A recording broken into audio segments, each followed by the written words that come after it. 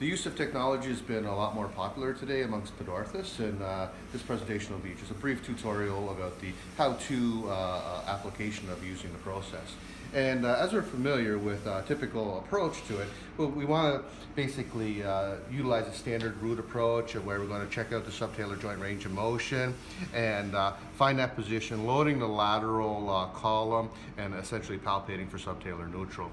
Again, you can use the scans for prone or supine. In this case, we're just doing it in a supine position just for demonstration purposes.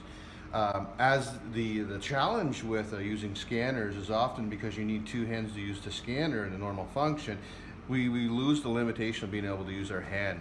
So we've come up with a very low-tech solution for this, which you take a selfie stick, create a telescoping effect with it. We can use the patient to help us. We load. We create the position of subtalar joint, neutral, give it a slight loading, and the patient can help you hold that position. And by doing so, even though this does create a certain amount of bulk in that area, the manufacturers can obviously omit this. And if you notice, it's not much bigger than your thumb, and that's designed on purpose, just to make sure there's a comparison there.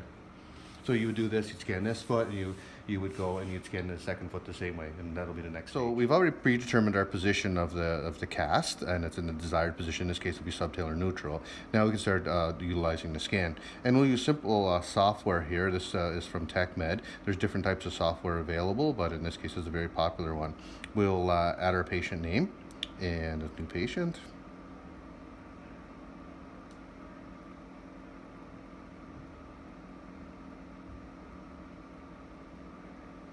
And the different types of software does have the ability to put in patient intake forms and patient work order forms and whatnot. And depending on the software you utilize and how you customize it, there's a ton of different options available. In this case, we'll keep it nice and simple, and we'll save it.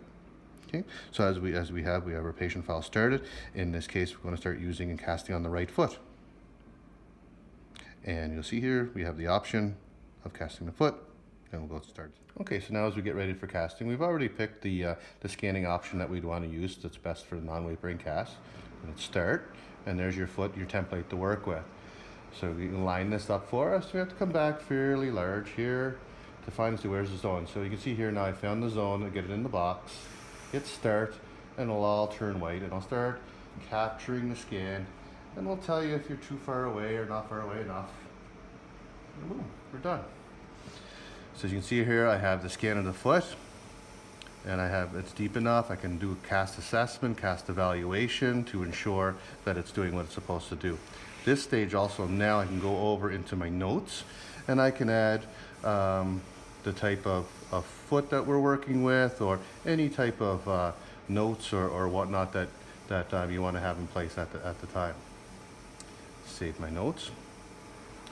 I can go over here now, and I can do a little bit of work on the cast itself, putting some markers on the cast if I want, if there's any type of ulcers or whatnot we're looking for also. So I'm going to be done, and now we're off to the next foot.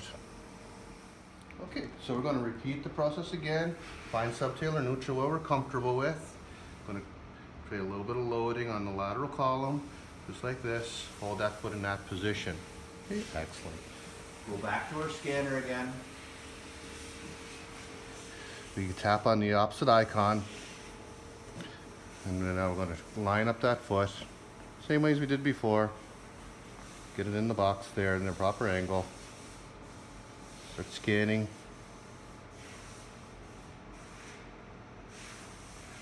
So, can add my notes.